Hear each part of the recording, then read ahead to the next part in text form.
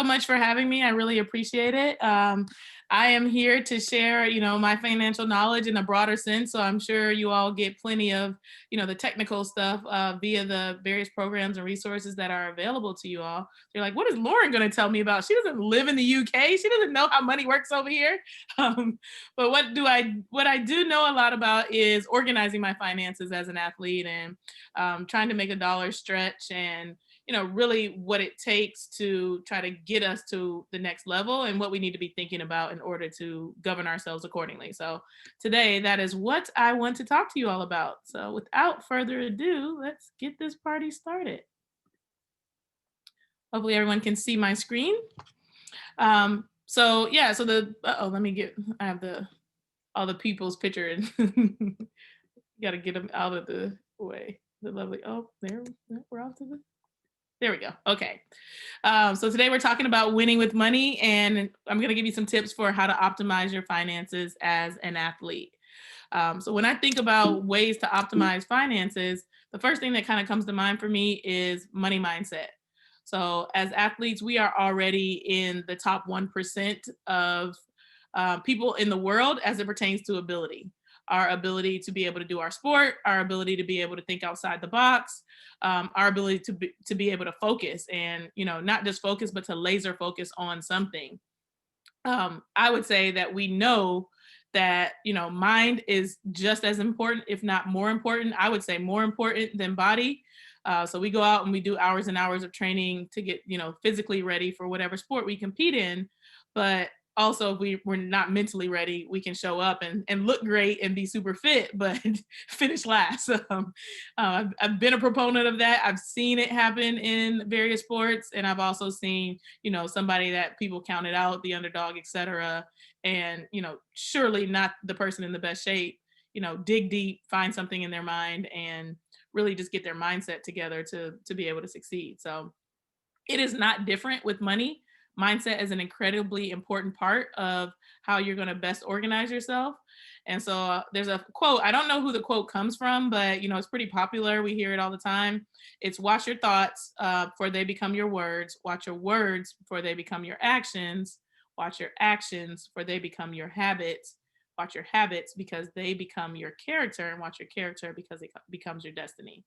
And I just thought that it was really, right on target with changing your mindset as it pertains to money, because our thoughts do become our actions, and how we're spending our money may not align with what we actually want to become the habits. And, we're talking about, oh, I want to create wealth, but we're doing, this thing that's opposite of creating wealth.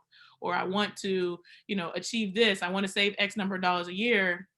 What thought processes are in our way that are prohibiting us from being able to participate and really, maximize our ability from a mindset perspective. So when we start thinking about mindset, the first thing we need to do is understand our money emotions.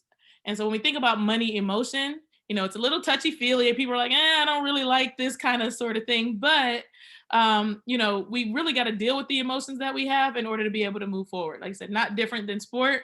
What are those things that are holding us back mentally that are not allowing us to succeed at practice? So if something's in your head and you can't get over it, bad competition previously, coach has been on your nerves, your elbow hurts, you name it, those are the kind of emotions that kind of creep in, and they start to mess up the way that we're thinking about, something, or prohibiting us from thinking about other things. So the first thing I want to say is that, emotion wise, it's normal to have negative emotions. Whether they're concerns or fears or negative thoughts about money, they creep in on everybody. So while your friend may look super successful and happy and everything is going great, people all have fears and different negative thoughts and things that they're dealing with. But it's like, how can I take those things and frame them? Or what do I need to look more into to figure out how I'm going to better deal with this thought so that it doesn't become limiting in what I'm trying to achieve in my finances. So the other thing is too, when we have negative things kind of going on, it affects our health. So, we say health equals wealth. Well, as athletes, what's more important than our training? Our training is so incredibly important. And if we don't have organized finances and we're stressed out about not having organized finances, how is that in fact impacting our training and our health? And I think these are the little things that, like I said, you wouldn't hear traditionally. People are just like, well, save money, put it away, do the right thing, spend less than you earn. And all of those things are very important. But if you constantly are not reaching your goals as it pertains to your finances, you kind of have to take a step back and say, what can I do differently in order to better reach my goal? And how could these goals not be, actually be affecting the thing that I say I want the most? I want to be an Olympic medalist. I want to be the best at the world in my particular sport. Um, if I'm stressed out all the time, if I can't buy proper groceries, if I am, sleeping on one couch to the next and I can't afford rent, um, you know, if there's just not enough money to go around, that's one set of concerns or fear that are, affecting us, keeping our stress levels high and impacting the way that we're going to be able to compete. So we need to really take a moment to think about the ways that, our current financial situation maybe not just unsavory or something that we're not necessarily like we want to improve, but also how not changing our financial situation could be impacting the thing that we want to achieve most. And for a lot of us that could be, like I said, uh, co- competing better. So when we start thinking mindset, we first kind of like we want to change the way that we think and all that's going on. We need to go backwards. So before we go forwards, we always need to take a look back into the past. And if you're having some sort of limiting belief or something that is stressing you out as it pertains to money, we got to figure out why. So the first question I have for you all is, what's the earliest memory of money that you have? So if you want to participate, you can drop it into the chat. If you don't want to, just think about that for yourself, write it down. I'm sure it's a question that, like I said, you've not been asked often, but to think back to truly what is the earliest memory of money that kind of crosses your mind. Um, and, is it a positive memory or is it a negative memory? What was happening on that day? Sometimes it comes out very, very vividly. So, first memory of money for me goes back to being in Detroit with my mother and not being able to go to school. So she put me into private schooling because in Detroit, Michigan, my parents split up when I was 3. So I went to live with my mother. And, for all intents and purposes, things were fine. But there were times where I was completely healthy and couldn't go to school. And it was because my tuition wasn't paid. And so when I go back to my earliest memory, I wasn't, I was in elementary school, and it sticks out to me as a memory because I had to stay home for a couple of days. And at first it was like, oh, this is really cool, I get to stay home. But sometimes there was like a test coming up or, something fun, field trip that was coming up, and I wasn't able to go to school. And I learned over time that it was because my tuition wasn't paid. And so I didn't go to the free school like everyone else, but she also didn't have enough money at that time to be able to put my tuition. Um, and so you think about those things and like, well, how did that impact me? That kind of made me a super saver. So, it might have had a good impact or it could have had a bad impact. I could have been just completely traumatized and said, I'm never going to send my kids to private school. All sorts of different things could have happened as it pertains to, what the options are that are available when you think about your earliest memory of money.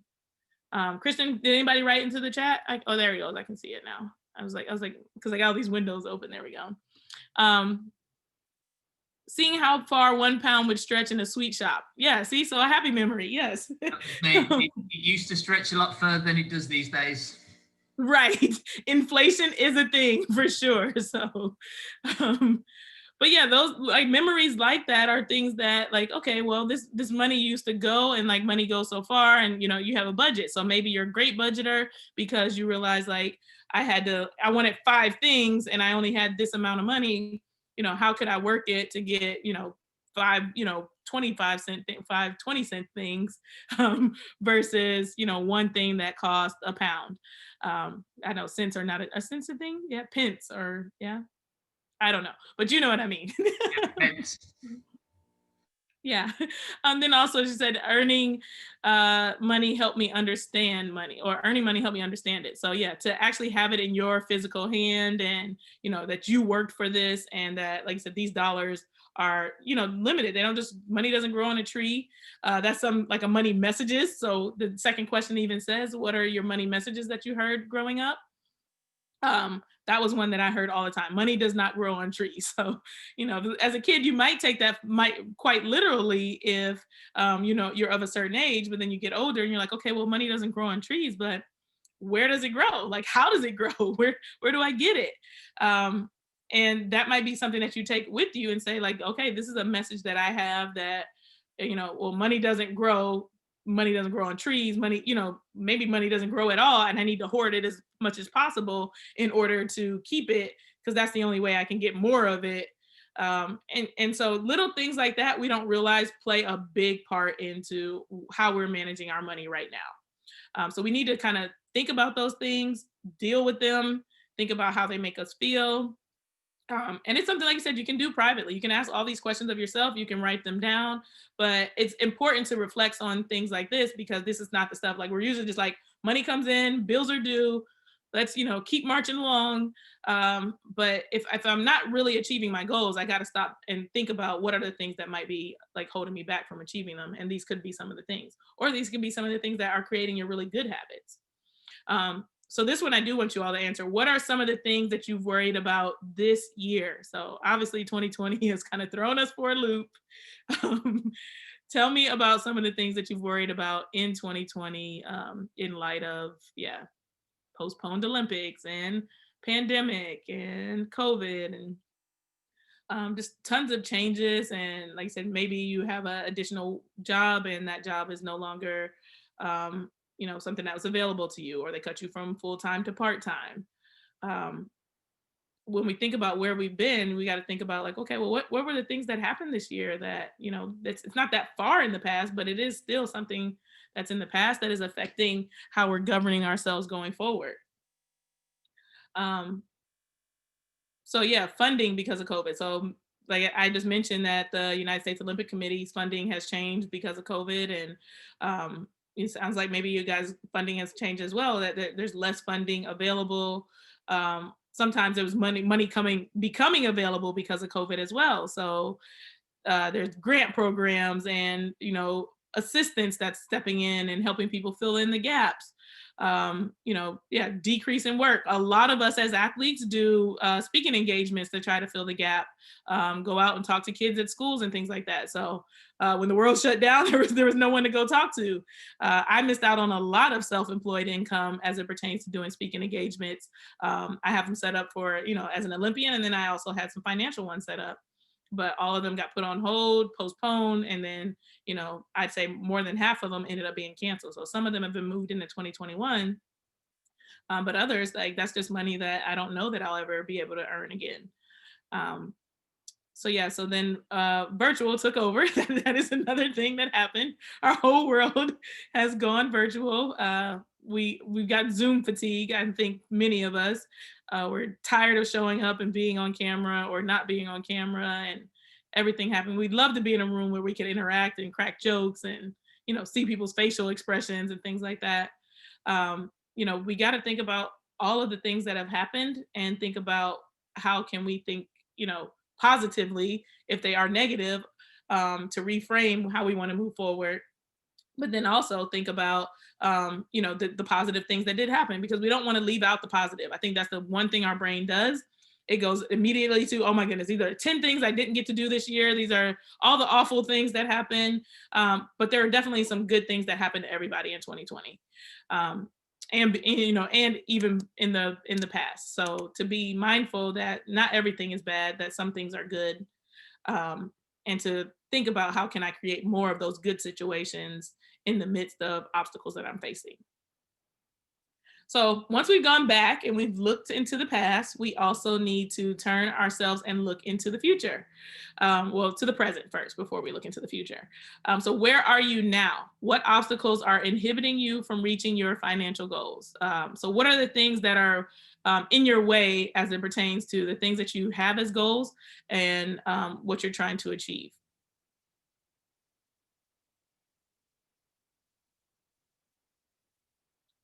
Okay, well, look, I know we're a small group today, so I think Chris and Chris are probably, or not Chris and Chris, Chris and Luke are probably on their cell phone, so maybe they can't type in either. So something that is something that you're doing well. So like I said, once again, not to forget about the things that you're doing well. So where you are right now, maybe, season is over, trying to re-up and just started training again for 2021 and getting prepared for the 2020 games that are happening in 2021. Um, and the obstacles would be, you didn't earn the prize money that you wanted to earn during this season this year. The obstacles could be, you didn't have a full season, or so therefore your sponsor said, I'm only going to pay you for half a season or however long you did get to compete. Um, those are the things that are prohibiting you from reaching your goals, because what do we need to do? We need to ramp up to get ready for the games. So if the games are coming and we need to be at our best, and there's no additional income, and not only is there no additional income, because this is the time that we need to step to the next level, but there's less income, because of everything that happened this year, that's a true obstacle that we're facing. But what did you maybe do well this year that was helpful in creating, stability in your life? So you didn't get put out of your place, and you were able to feed yourself on a regular basis. Maybe your expenses cut back because you weren't able to go out as much and do as much entertainment sort of things during COVID. So now you have savings. You have more savings than you previously had. You're sorting out sponsor stuff. So I see that as one of the things that's been written. Definitely, it's quite complicated to, if you had 4 or 5 sponsors, and some of them jump ship altogether. Some of them are struggling financially, and so they're trying to implement every single thing that's in their contracts, saying like, oh, well, you didn't do this, so we're gonna cut you. And it's not because they necessarily want to be that person, but they also have to look at their bottom line at the end of the day. So trying to show value to your sponsors right now is something that people could be really struggling with. Connected with others and done more with as an athlete rep. So one thing that's really good, that's awesome, and has happened, that you've been able to connect with more people. You have more time on your hand. You've been able to be a representative for athletes and talk to them specifically about how you wanted to change the way that we work together in sport, to change the way that we have resources, change the way that we support one another. These are all things that are very relevant as it pertains to where we are now and how we can better organize ourselves to move forward. So prioritizing prioritizing where money I'm actually spending. So putting money in the right places is what I'm getting. Is that right, Christian? So now you have time to take that step back. So COVID has been really great for a lot of people to be able to do that. Things slow down, and it's like, well, I never have time to look at my budget. I never have time to, really get organized. And now, like, I don't have the choice because, the funds are less, but also I have more time on my hands because I haven't been able to compete. So, saying like, what are my priorities? What are the things I need to take care of first? And then what do I need to take care of in light of that?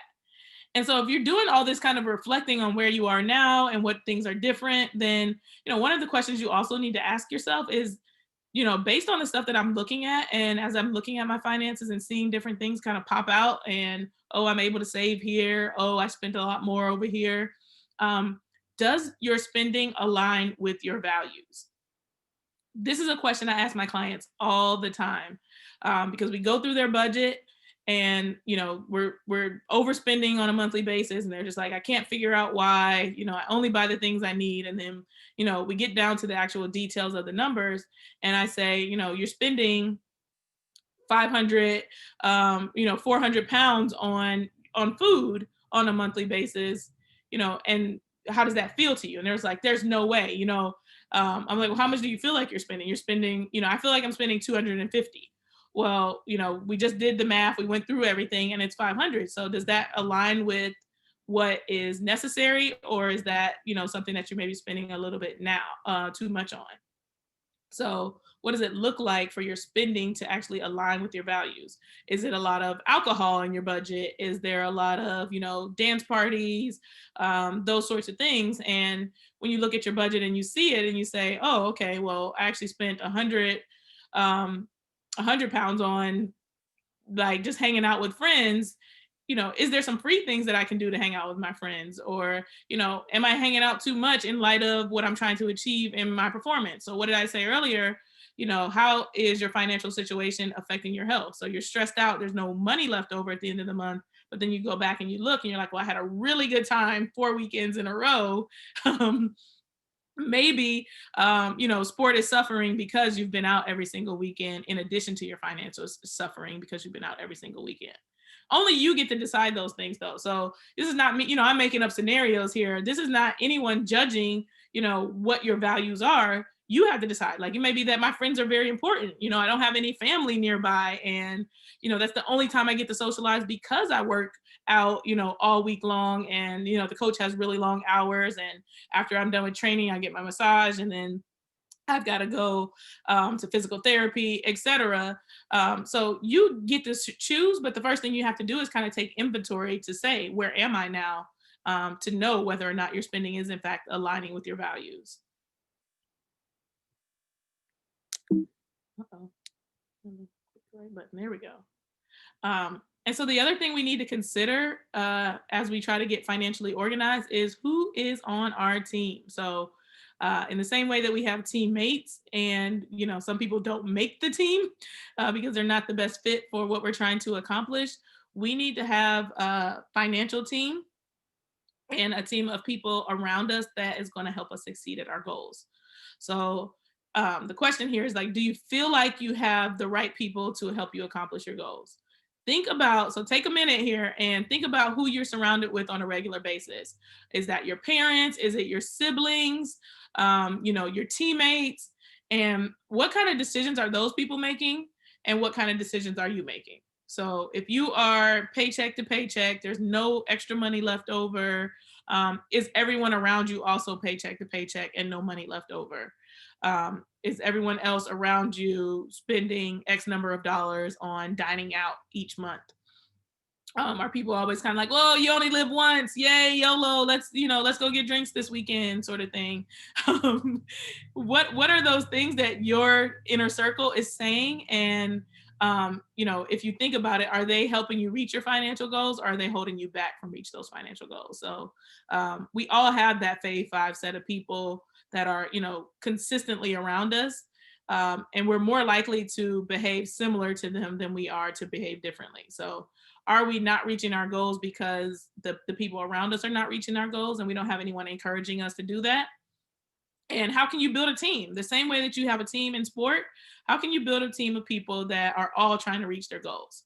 I would say the biggest thing you could do is start having money discussions about things that you can do differently. So if everyone around you is, doing a poor job, and you're like, oh crap, Lauryn just called me out on this, and all my friends are doing poor spending habits, and that's why I have poor spending habits. It doesn't mean that you just bail out on your friends and never speak to them again. I mean, that is one option, but you have to decide if they're the kind of friends you need to bail out on.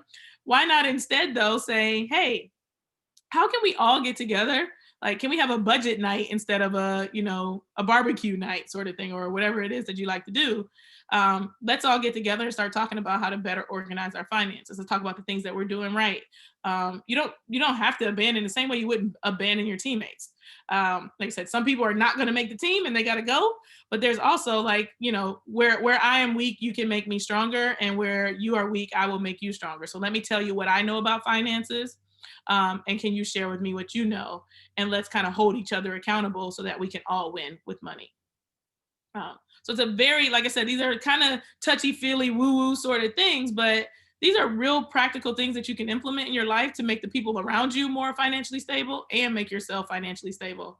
Where, who doesn't want to retire with their friends, 20 years from now, and everybody be able to go on vacation? Like, you're done working, you did everything right, and then your friends didn't do anything right. And so now they got to stay at home, or they're working until they're 80 and you're, retired at 60, or, whatever your goals are.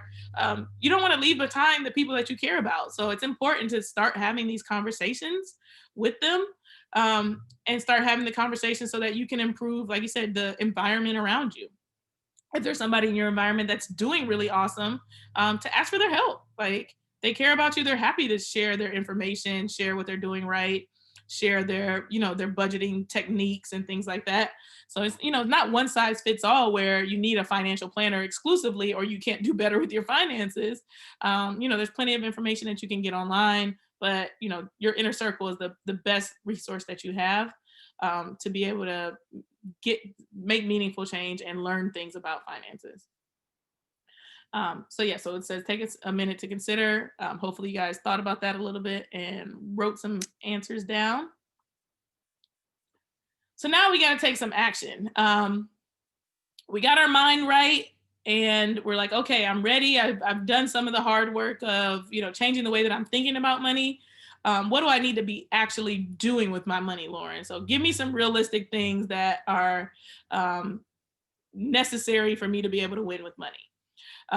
The first thing I'd say is like cover the basics. So it's not fun. It's not fancy. There's no get rich tactics and there are no shortcuts. So in the same way that I believe that everyone on this call is a big proponent of not cheating, not using performance enhancing drugs, not, taking a shortcut around to win the game. Like, you wake up every day, you grind it out, you show up at practice, you are consistent at what you're trying to achieve.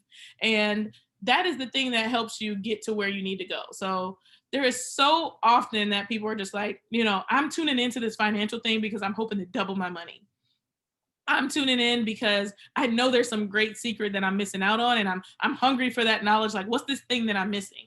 The thing that we're missing is feeling like that there's this kind of magical wand that we wave and we just magically become rich.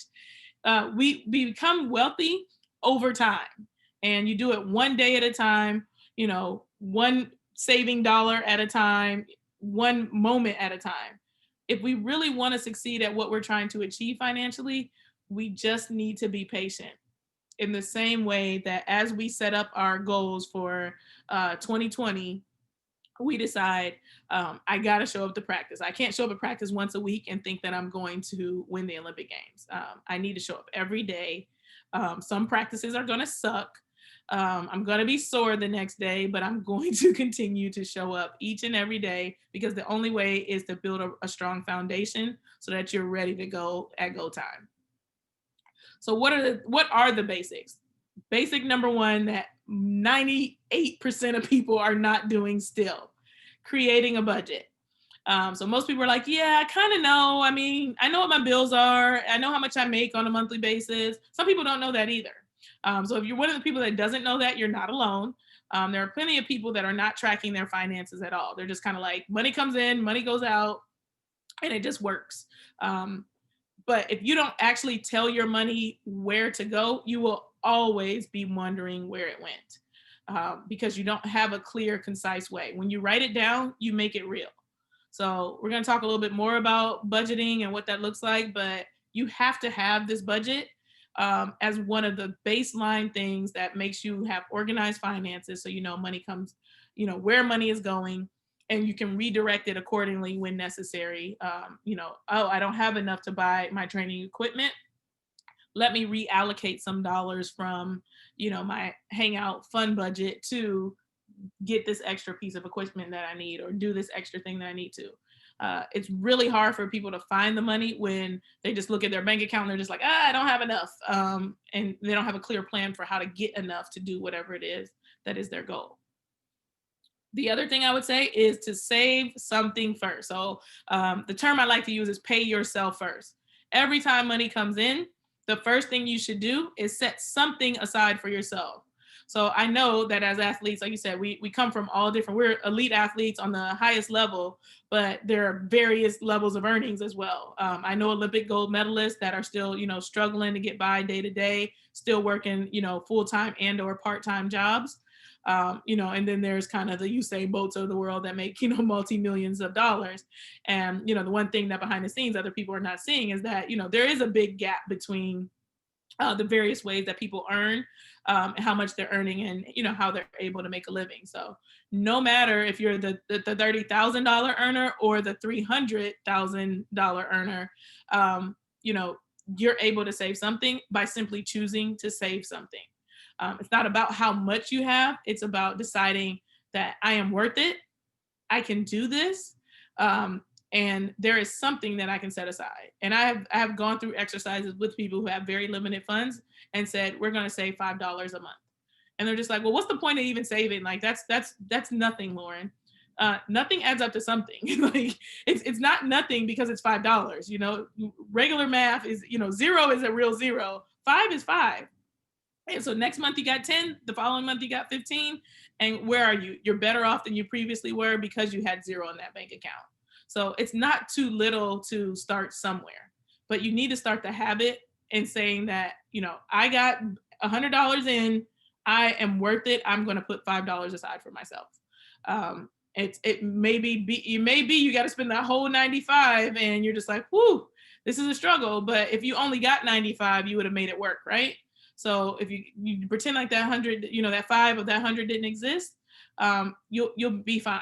That's the thing. It's like we got to start telling ourselves that we will make it, and that we need to put this money aside for ourselves first, and then make everything else from our expenses fit into that. What we generally do, most people, is, you know, like I said, money comes in and you're like, oh my goodness, I got to pay the rent, I got to pay my so and so bill, I got to pay the such and such, and, you know, we got all these responsibility and all these people lined up with their hand out. We need to put ourselves at the front of that line, because they said if we get to the bottom and there's nothing left, we're still going to have to figure it out. So why would us be the ones at the bottom that never gets anything put in our hand, when there could be something else that is maybe, you know, needs to get cut or reduced? But we can choose to live within our means with whatever's left over, and that's a much better scenario than trying to pay ourselves last. So how do we start saving? We automate it, and we automate as much of our life as possible. So we are living in this virtual world. We're stuck on Zoom right now, and we're having to figure things out. But technology is not a bad thing. It can really help us make our lives a lot easier. So we can automate our bills. They get paid every month on time. We can automate our savings. You know, paycheck comes in at this day, the next day, X number of dollar goes directly to my savings account. Out of sight, out of mind, because things are already happening and clicking. And then you realize, like, okay, well, first of the month happens, my rent goes, my savings goes, you know, the light and the, you know, car bill goes, and then there's $500 left over. Now you can spend comfortably because you automated all the things that were, you know, responsibilities. So the thing that happens is people are kind of like, well, I want to go to the movies. I kind of, I don't know. And then, you know, rent pops up on you, and you knew it was coming, but you're like, I thought I had enough, but then I spent a little bit more at the movies because I got the popcorn and the drink, and, you know, now there's not enough left over. If you automate the things that are important, and then you kind of spend with whatever's left over, like, it makes your life a lot easier. So then you can say, like, okay, look at my bank account. Do I have enough? So this is kind of like the basic budget.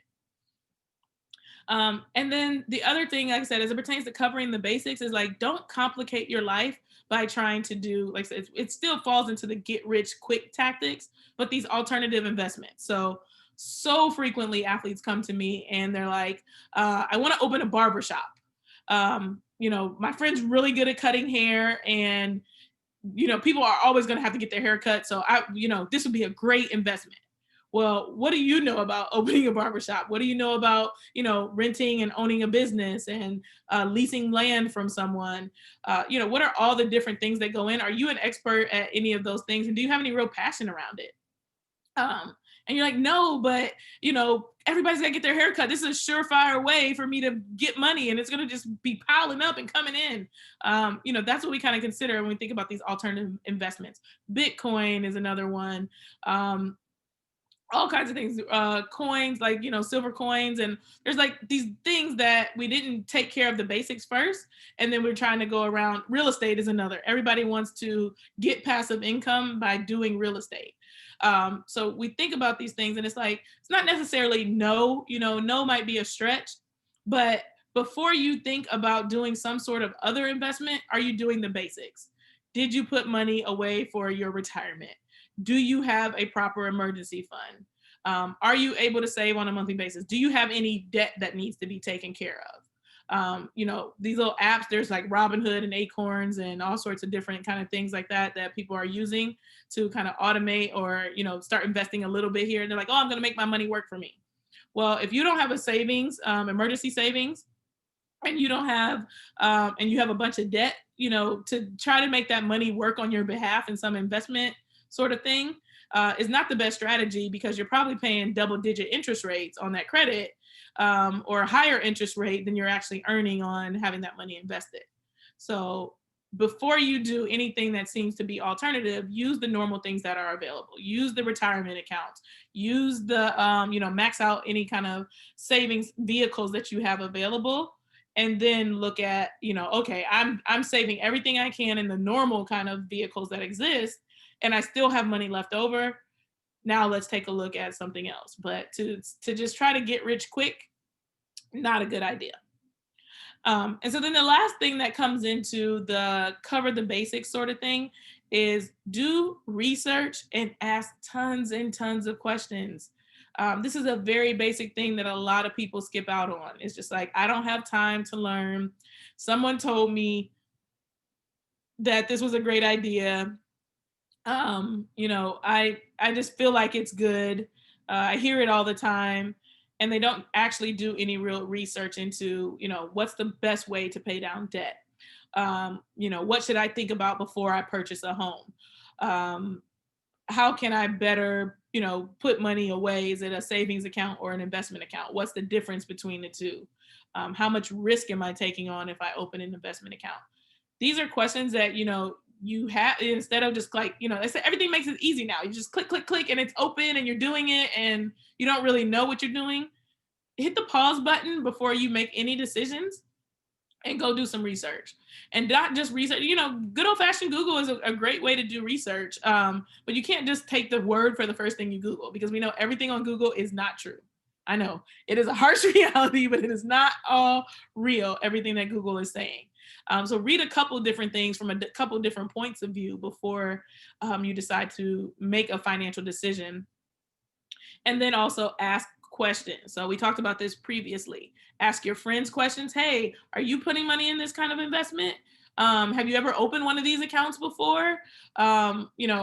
How did you approach saving? Are you saving 3 months of your income? Are you saving 6 months of your income? You're an athlete just like me. Someone told me that you should save 1 year of income if possible. Are you trying to do that or not? There's no harm at all in asking a million questions, because the only thing that comes from questions is answers. Sometimes the answer is like a flat out yes, and sometimes it's a no. But it's still an answer, and you're now equipped with more information to be able to better make a decision. So the only thing that comes from asking questions is gathering information, which makes you more intelligent so that you can make better decisions. So before you make any decision, make it let me find 5 questions to ask. Even if I don't feel like I have any questions, let me go Google some questions to ask about this particular topic, just so I can learn more about it. You're hiring a financial person. How do you get paid is a question that I tell people all the time. Make sure you ask that, because it's not always clear. And sometimes they don't really explain it well. So, there's all kinds of different ways that financial people get paid, and, all kinds of people get paid. So is there like an underlying kind of fee that they're collecting in addition to this, whatever they're charging you for their service? If you don't ask, you don't know, because they may not volunteer that information. So ask tons and tons and tons of questions. And so the one thing of the covering the basics that I want to spend a little bit more time on is, there we go, click the right button, is our budget. So I cannot stress enough, if you do not have a budget, please go get a budget. You need a budget, and you need to figure out how to best do that for yourself. So there's tons of apps. In the upper right-hand corner, you'll see a little Y, and that is my favorite budgeting app. It's called You Need a Budget. That's literally the name of the app, and it's amazing. So I would definitely recommend giving it a try. You get 34 days free. If you hate it, you don't have to use it anymore. There's tons of free videos on how to better make your budget. So you can get really into that. But with the if you don't want to use an app, or you've never made a budget, you're like, I don't want to track all my expenses, Lauren, just give me like the basics. So look here on the left-hand side, you got earn, save, spend. That's what we need to do. We got to get some income from somewhere.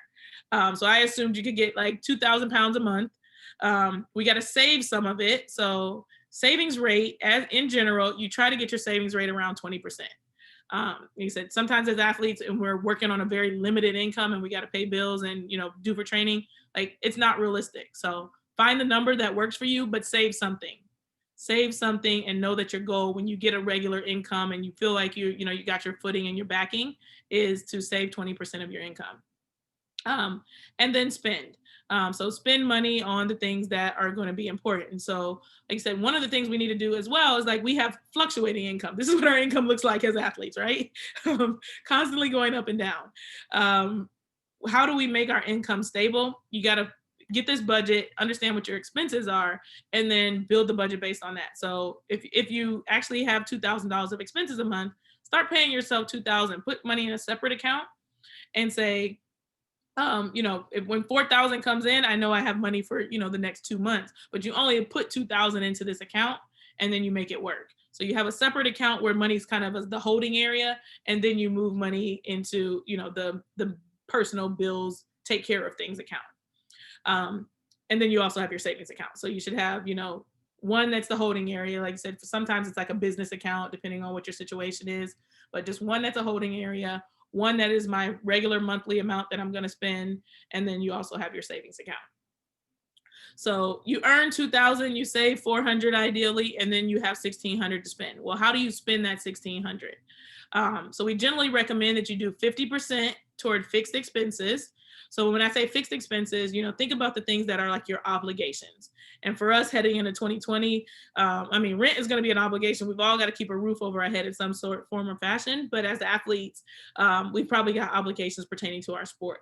So what are the things that we need that are no nonsense on a monthly basis, like actual things that are necessary? And try to keep your fixed expenses below 50% of whatever your income is. So that may be like getting a massage every month or seeing the sports psychologist if that's not paid for, via the resources available to you. If those are things you need to succeed and they're obligations, we plan ahead for those. We need to do that, and then everything else comes underneath. So if we can get fixed expenses to fit within 50%, we want our variable expenses to fit within 30%. And so that's what you're seeing here as the 600. So the variable expenses being those things that don't happen every single month on a regular basis. They kind of go up and down. They're more the fun spending. Some people call it discretionary spending. So that is, purchasing clothes, eating out, entertainment, etc. And like I said, when we've got a lot of things coming up as it pertains to, like, we kind of also have like a third cat, fixed is important. We may need a lower variable in order to take care of more of our sports, sports needs. Because a lot of people would say, well, you could go get a job instead of being an athlete. And you're just like, no, I couldn't. Like, no way, no how. Like this is my thing that I'm doing. Even if I need an additional job to be able to do it, which means it is variable in the sense that you're doing it at your discretion, which means we want to move, get some of that money and allot some of that money specifically to our sport. And then, we do less of the fun things because this is the fun thing that we're doing that is going to take up some of our income. So to just be thinking of it like that. And then, as it pertains to that 400 you're saving, what are you saving for? You're saving for emergencies. So once you get your emergency amount saved up, then you also want to save for your goals. And you can do the two things at once. So if you're going on vacation at the end of the year and it's going to happen no matter what, put some money aside for your vacation, but then also put some money aside for the emergencies.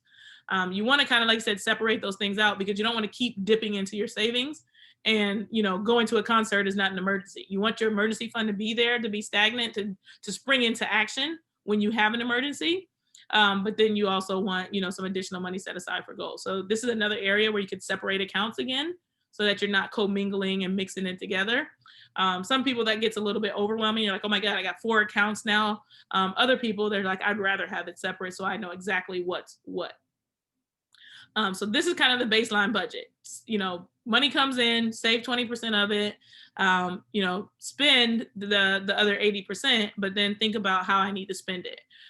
We want the things that are obligations to be on the higher end, and then you want the variable, more discretionary things to be on the lower end. So if your discretionary spending is much higher than this and, it's more like 50%, then you want to kind of lower that and get it in the fixed bucket so that you have more money to be able to take care of the things that are important to you. And so, oh, we got one more thing. I forgot. I thought that was the last slide. So all of this to say we need to prioritize. So creating a budget is all about creating priorities. As athletes, we know how to prioritize, like what are the things that are important to us? What are the decisions that we need to make in order to help us get to our priorities? So, given the behavior that you may have written down today, some of the things you might have learned about yourself or not thought about, the way that you're currently spending, what your behavior is, you hold yourself accountable to that. And with the priorities that you're trying to achieve in mind, what do you need to change to ensure that you live the life that you desire? So I would say for most of us, I'm taking a guess, of course, that the 2020 is coming up, or 2021, that is 2020. And this is the priority. So, what is my current money behavior and what is holding me back from achieving this? What do I need to change? How do I prioritize these things in my budget? To ensure that I'm that person that's on top of the podium going crazy. Like, um, this is what we need to think about. And how do we do it? We set goals. It's just that simple. Who better sets goals than athletes? I don't think that there is someone. We could all teach courses on this life after sport, make a good living, because we're experts at setting goals. So when we think about setting goals, we need to set some short-term goals. We need to set some midterm goals, and we need to set some long-term goals. And one of the goals that, like I said, gaps that I see for athletes all the time is thinking about life after sport. So I think you guys can come up with what the 1-year goal is based on the games being around the corner. You can kind of think a little bit out into that 3-year goals, but we know that time frames for us to compete in sport are also limited. We can't do sport forever. And so what does life after sport look like would be the thing that I would challenge you to think about, that most athletes are not thinking about. We're laser focused on, reaching the podium, making the most of that moment, what's happening in the next year. And then all of a sudden it pops up on us and it's time to retire, either because we just physically can't compete at the level we previously were. Injury comes out of nowhere, or we just lose our passion for it. And you don't know the day that you're going to wake up and you're just going to feel like, gosh, like this is not fun anymore. So it's best to prepare for any of those things well in advance, so that financially you're not struggling when it comes up. Because as an athlete who is retired, I can tell you it's the hardest thing that I've ever had to go through. And I saved money. I had 2 degrees at the time. I had a network. I'd done well in the game. So people were, kind of behind me and still supportive. You will be mourning being an elite level athlete, and all that you were able to achieve and what you're not going to be able to get up and do anymore. So to only exacerbate that feeling by having to hurry up and get some sort of job that you hate, or not having proper finances in order, and just having to figure out income at that time, is only going to make things worse. So you want to start planning right now for life after sport, even though we're heavy in the midst of it. So do not neglect that as one of the things. And so without further ado, I was trying to fast forward because I was like, I know we're over because we started a little late, but I welcome you all to connect with me. I gave my Instagram. I feel like people don't really email or call anybody, especially because you guys are international. So Instagram, you can get all sorts of financial tips there. And then I have a podcast. And the thing I love about my podcast is that it encourages people to just have those money discussions. That's the hardest thing that I think people come up against, is like feeling comfortable talking about their financial situation, sharing it with someone else, and then talking to others. So the podcast is pretty much exclusively guests coming on and sharing something about their financial story, so that others don't feel alone. So people come on, they talk about paying off debt and making poor decisions or making good decisions and how they're optimizing their finances. But just knowing that, there's someone out there and then finding something that it might be a common ground that you and that person have could be really encouraging to help you change your financial situation. So check out the podcast. And if you want to be a guest on the podcast, I'd love to have you as well. So you just come on and you tell your money story, whatever that is. And with that, I'll leave it open to some questions. We should have a couple minutes, for the hour, but if anybody's got to jump, I understand. So. I've got a question, Lauren, and it's a little bit around Athletes Connect and the platform. As I say, part of the strand is helping athletes secure further income. Was there anything that you did as an athlete that would kind of learn when to prioritize doing kind of, I guess, events, appearances, opportunities, and when you had to focus in on, competitions, training? How did you make sure you always found that balance within your career? Yeah, so I mean, the biggest thing was kind of like I said, looking at when the season was going to happen and what did I have the ability to do in the off season. So in the off season, you can do more speaking engagements, and in an Olympic year, you get these sponsors and they want you to show up and talk to so and so right before the games or this event, and it gets a little bit overwhelming. So it's about being mindful of how you best compete. And is that going to be like a welcome distraction going and talking to people? Or is that going to be something that's going to be yet another thing on your plate when you're already in a high stress situation? So to work backwards from what it is that is necessary for you to be able to be at your best, and then looking at, well, here's the number of things that I'm able to do in the off season. Let me try to line up as many as possible so I can, get enough income so that I don't need to work during the season. Or, if there's just things that you're doing that are extra, I only take X number of these things during the season and I take X number during the off season. After that, I'm going to refer them out to a friend because sharing is caring. So it's really just about finding that balance. But then the other thing I would say too is, like you said, with appearances and things, is our ability to negotiate. This is something that's really tough for us as athletes. And so don't be afraid to say, let me get back to you. Don't be afraid to ask, what is your budget? Because people will throw out a number and then you can kind of say, well, that doesn't fit, I'm double that cost or whatever. But to try to find like what you feel is appropriate. And then also talk to others about like, what are you getting for this? So I actually had somebody share with me recently that I was charging too little for speaking engagements. And I was like, oh, like, well, how do I know like what to charge? Because it is very objective. Some places are going to have a budget and they're going to say, hey, this is what we can pay. And you can say yes or no to that. But it was like, well, most of the places that had come to me previously were just offering me this. So I thought like, well, that was normal. And so that's what I was telling most people it was. Like I literally had someone at a thing that I just did. It was a big company too. And so I knew that they had money, but it was like, I don't know how to ask for it. And they basically said that, people of similar stature that have come in here, Lauren, we've paid them 3 times as much. And I just thought I would tell you, you got to get a nice person that's going to say that because it's their bottom line.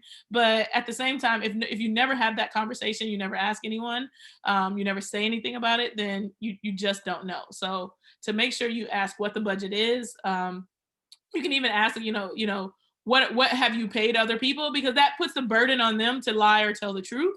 And people are mostly going to be honest when you put them in a situation where they're not going to just make it up. So to kind of fight for yourself in that regard, and whatever your number is, try to ask for double and then negotiate back down to whatever that is. So if you think you can get 500 for a speaking engagement, ask for 1,000 and they may say yes. If not, you already know that you're willing to take 500. If you get to 750, you're in a better situation. But the easiest thing to do is ask, like, what are your peers doing? So if they have similar number of Olympic medals to you, or if they have less medals and they're getting more money, like it all goes back to having those conversations. That's great. I don't know if anyone else, I've got one more question. If not, but I'm just keen to let anyone else ask a question first. No, okay, I'll take silence as approval then. I'll ask one last question, Lauren, and I guess some athletes, obviously, that we work with will have been funded athletes, perhaps at the higher level, and then maybe had sponsorships and done okay financially for themselves as an athlete.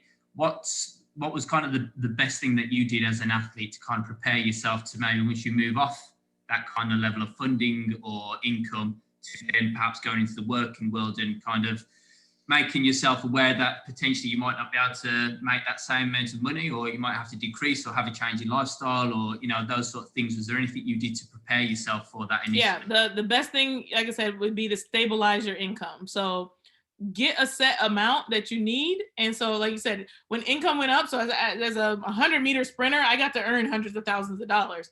My budget didn't change when I earned 300,000 versus 100,000. That was extra money that was piling up because my budget was like $4,000 a month. Like that's it, period. Like if you earn more, you don't get extra. You maybe get at the end of the year to, you know, treat yourself to a vacation or pay yourself a small little bonus or something. But build a budget that's based on like this is all I get, X number of amount. This is a reasonable amount. I can, you know, go out to eat a couple times. I can pay my rent. I can, you know, cover whatever blah blah blah expenses that exist are, and work from there. So more money comes in, it doesn't matter. You know, you're now you've stabilized your income, so that now life after sport, you're used to living off of $4,000 a month in this example, versus, you know, I spent every dollar I got, and you know, some months I spent 10,000, and some months I spent 2,000. You know, like that up and down is going to create a lifestyle. Like I said, especially if you know if you go through a period, you win the Olympic Games as an example. You've been living off of $2,000 a month your whole career. You win the Olympic Games, and now you make 200,000 that year. And then you increase your living style, but your actual, you know, as soon as that 1 year is over and all the extra money that came in, you know, you're back to the same kind of earnings you had, which was only $2,000 a month. Now you're in trouble. Because you went out and you bought something, a bigger house, or you know, increased, you started eating out a lot, or whatever those things are. Find a number that is reasonable, stabilize it, and then, you know, find out that like, oh, okay, this is good, even life after sport. And so another part of that is, like you said, looking into what am I interested in. So if you want to be a physical therapist and you know that physical therapists earn 50,000 pounds a year. I'm just, you know, throwing out numbers here. Well, what is that? You know, that's roughly, you know, what is that? 12, I'm gonna say 48,000. That makes 4,000 pounds a month. So just right. So if it's $4,000 a month that you can earn life after sport, and you're earning, you know, let's say double that right now, you still need to start, you build your budget on that 4,000 pounds a month. So that's what I'm saying about like find a number that's reasonable. It may be find a number that's reasonable based on what you want to do life after sport. Because if you get a lot more now and you do that for 3 to 5 years and have an awesome career, you've got a lot of money saved up. But you also know that that's probably not enough money to retire. Very few Olympic athletes, even when they earn well in the, you know, hundreds or 200,000s, have enough money after the length of their career to never work again. And so now that's money that's going to supplement you either in retirement, or maybe you take like a little, you know, a $3,000 job, and you set that budget at 4,000. Now you got 1,000 to, you know, from your savings to help you kind of maintain that lifestyle. You're getting 3,000 from your work, and then you pull 1,000 from your account or from your savings to kind of keep living a similar lifestyle as previously before. So you really got to think about what am I going to do life after sport, and build a budget based on that, as opposed to what am I doing right now? And if you're going to be making more life after sport, because that's a realistic thing. A lot of us struggle as athletes, you know, to make ends meet, to just be able to kind of cover the basics at this time. Then, you know, you're going to be better equipped life after sport if, you know, if you're only getting 2,000 pounds a month now, and you know you're going to go be a physical therapist and earn 4,000 pounds a month. You're going to be in a great position to be able to save money when you become the physical therapist. And, you know, if you got to spend that whole $2,000, well, we're going to save at least $5. Remember, I said we're going to save $5. But if you really have to spend it all to just kind of make ends meet as an athlete, you know, when you get to life after sport and you know, you're making double on that, you're like, oh, like I need to catch up on retirement. I need to catch up on, you know, my other savings. And that's where like keeping your lifestyle the same, even though you're making more money, is going to be beneficial. That's great. Thank you very much for that, Laura. I'm going to give one final opportunity for anyone else to ask a question. If not, I will stop recording.